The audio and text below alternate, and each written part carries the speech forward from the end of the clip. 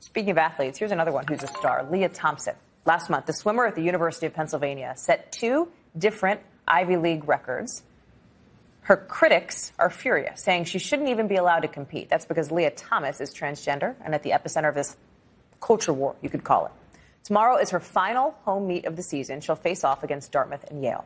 Both Penn Athletics and the Ivy League have put out statements supporting Leah. But, of course, she is just the latest trans athlete to come under fire. In fact, 10 states have recently passed some kind of bill banning trans athletes from participating in youth sports.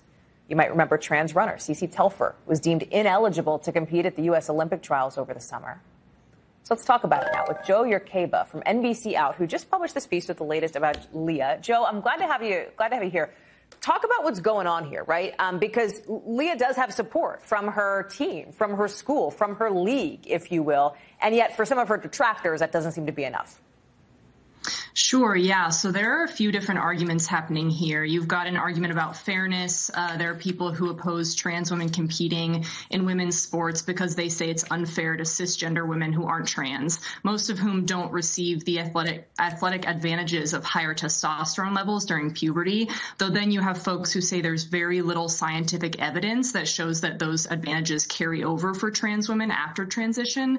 So then you've got this argument about fairness and human rights on the other side. And trans advocates say that this question of inclusion is about more than just sports because, we're still seeing these efforts at the state level to ban trans people from using the bathrooms of their gender. So they say this debate is really part of a larger conversation about whether trans people can participate in certain aspects of society at all. Talk about how the NCAA is handling this. Yeah, so the NCAA released a handbook with guidance for trans athletes back in 2011. And it says that trans women must complete 1 year of testosterone suppression treatment before they can compete on a women's team. And Leah had completed 2.5 years by the time she began competing. So the University of Pennsylvania pointed out that, she's exceeded the NCAA protocols here. You talked about this is a bigger issue sort of systemically in this country. And we said it earlier. There's 10 states that have laws that ban trans youth from participating in some of their sports. This is an issue that I think I've covered in my course of reporting here at NBC News and talked to young trans athletes. I spoke with one just recently. It's troublesome, I think, for some of these families who have kids who want to compete and who are not being allowed to.